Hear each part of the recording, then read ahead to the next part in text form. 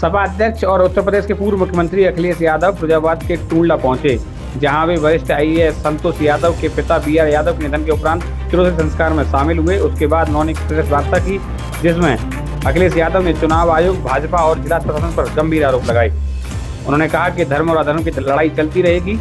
आपको बता दें कि अखिलेश यादव दोपहर करीब 1:30 बजे टूंडला पहुंचे, जहां वे 10 मिनट संतोष यादव के आवास पर पीड़ित परिवार को ढाढ़स बंधाया। उसके बाद वे स्टेशन रोड स्थित पूर्व ब्लॉक प्रमुख प्रतिनिधि सत्यवीर यादव के आवास पर पहुंचे, जहां उन्होंने पत्रकारों से वार्ता की। उन्होंने कहा कि भाजपा सरकार ने किसानों को आश्वासन दिलाया था कि किसानों की आय दोगुनी होगी, लेकिन भाजपा के अपने हिसाब किताब में आय न जाने कितना पहुंचाती है। लेकिन जमीन पर हम देखें तो हमारा किसान वहीं के वहीं है। इसके अलावा उन्होंने कई आरोप भाजपा और जिला प्रशासन के अलावा चुनाव आयोग पर लगाए। अखिलेश यादव ने और क्या क्या कहा, सुनिए। किसी भी जनप्रतिनिधि और खासकर दिल्ली की मुख्यमंत्री जो महिला है, उनके साथ इस तरह का व्यवहार नहीं होना चाहिए। और कोई भी मुख्यमंत्री हो, कोई भी जनप्रतिनिधि हो, इस तरह का उसके साथ व्यवहार नहीं होना चाहिए। निंदनीय है। जिसने भी किया है, इश्यूज होते हैं, इश्यूज पे बात की जाती है। सुनने में आया कि he was a dog lover. अब ठीक है, जानवर के प्रति भी प्रेम होना चाहिए, लेकिन उसका तरीका हो सकता है, उसके तरीके के लिए आवाज उठाई जा सकती है। हम लोग भी इस पक्ष में हैं कि जानवरों के प्रति भी प्रेम होना चाहिए सरकार का। अब ये नहीं भारतीय जनता पार्टी की सरकार का प्रेम। सर विपक्ष की सरकार में 3rd फ्लोर चढ़ जा रहा है। सर विपक्ष द्वारा डिजिटल डेटा मांगा गया है और चुनाव आयोग का कहना है कि माताओं बहनों का प्राइवेसी भंग हो जाएगी। इसको लेकर क्या कहना है? देखिए, ये भारतीय जनता पार्टी जो कहेगी वो इलेक्शन कमीशन करेगा।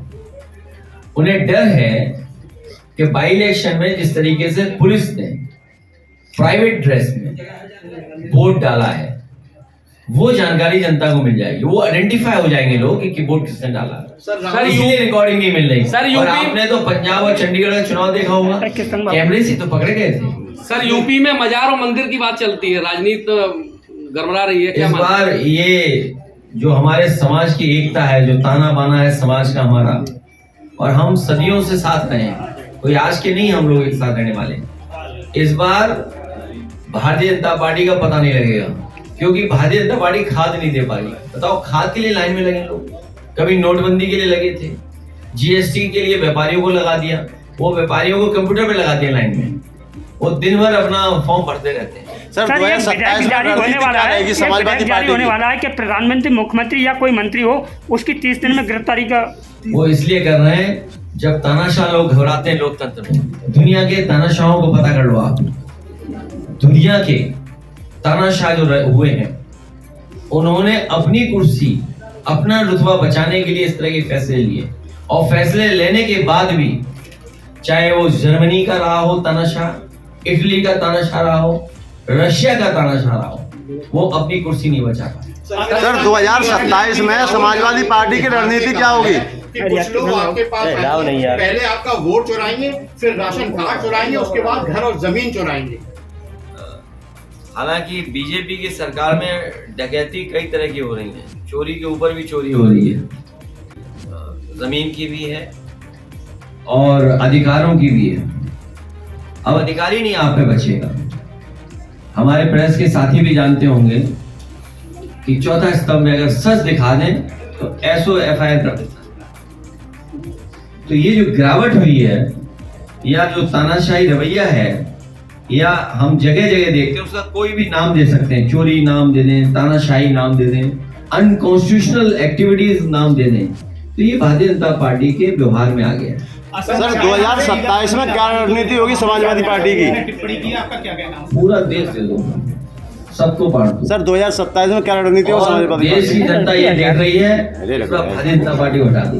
बिहार में जिस तरीके से वोट चोरी के मामले सामने आ रहे हैं, 2027 को लेकर समाजवादी पार्टी की रणनीति क्या? पंचायत चुनाव भी 2022 के बाद समाजवादी पार्टी ने बूथ पर काम किया था। मैं फिर एक बार अपने कार्यकर्ताओं से अपील करूंगा कि जिस तरीके से उन्होंने वोट बनवाने से लेके बचाने और पढ़वाने तक काम किया है, बनवाना, बचाना और पढ़वाना तक जो काम किया है, इसी तरह काम हम लोग 27 और 27 से आगे भी इसी तरह करते रहेंगे। सर हाईवे से ट्रैक्टर चोरी का मामला आप तक पहुंचा है?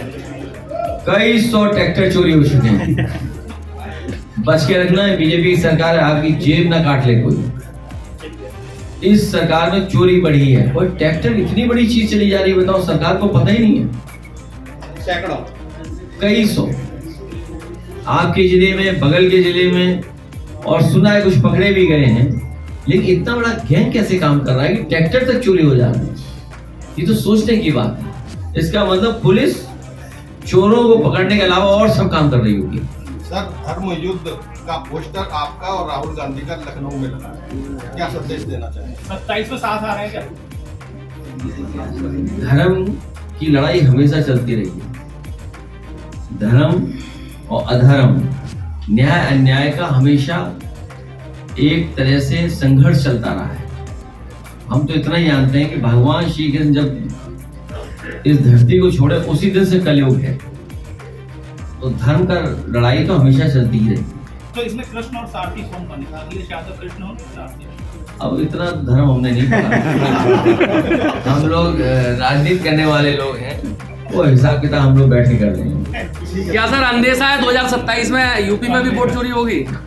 हम लोगों की तैयारी है और आप लोगों के माध्यम से भी हम लोग जागरूक करेंगे जनता को कि कहीं भी वोट चोरी ना हो पाए। ठीक है।